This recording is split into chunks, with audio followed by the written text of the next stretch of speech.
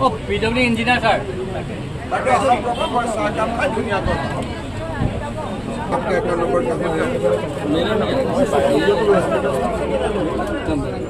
आप कुछ खरीदा ऐसा दिखाओ ना सर। ये स्कैन है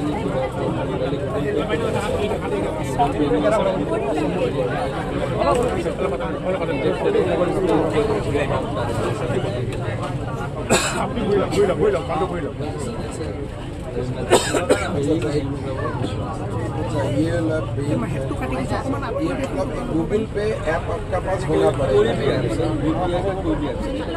और यूपीआई का ऐप आप जब डाउनलोड करेगा आपका बैंक अकाउंट का सर और मोबाइल लिंक है वो नंबर से क्लियर से क्यों पिस्ता लगा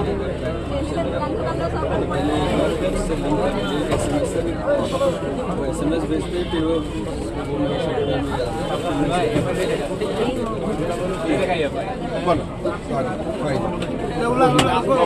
আপোনালোকে সকলোৱে অৱগত যে আমাৰ অসমৰ বিহুক যেতিয়া আমি গ্ৰীনিজ ৱৰ্ল্ড ৰেকৰ্ডৰ বাবে চেষ্টা কৰিছিলোঁ প্ৰায় 12,000তকৈ অধিক বিহুৱা বিহুৱতীয়ে এই অনুষ্ঠানত যোগদান কৰিছিল।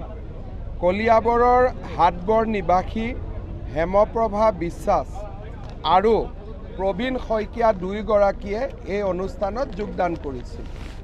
এই অনুষ্ঠানত যোগদান কৰাৰ সময়ত আমিতো বিশ্ব ৰেকৰ্ড কৰিলোঁ, কিন্তু গোটেই কেইদিনে বিহুৱা বিহুৱতীসকলে যি কষ্ট কৰিছিল তাৰ কাৰণে আমি প্ৰায় 35,000 টকাৰ এটা মাননি আমি সকলোলৈকে আগবঢ়াইছিলোঁ।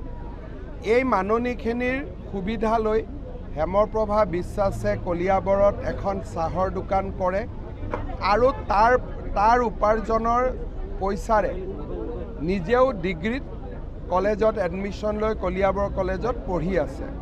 সংবাদ মাধ্যমতো এই বিষয়ে বাতৰি ওলাইছিলে। আজি মই হেমপ্ৰভা বিশ্বাসৰ হোটেলত কেশৱ মহন্ত ডাঙৰীয়া আৰু মই একাপ চাহ খালোঁ। ঠিক তেনেধৰণে আমাৰ প্ৰবীণ শইকীয়া তেখেতে গোপালক হয়। আগতে তেওঁৰ 2টা গৰু আছিলে। গিনিজ ৱৰ্ল্ড ৰেকৰ্ডৰ টকা দি তেওঁ 3 নম্বৰ গৰুটো কিনিলে।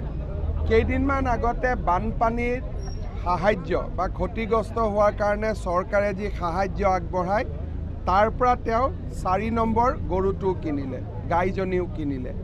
এতিয়া ভাল গাখীৰৰ উৎপাদন হৈছে, দৈ বনাইছে। মই তেওঁকো চাব আহিছিলোঁ, মোক দৈ এটাও উপহাৰ দিলে।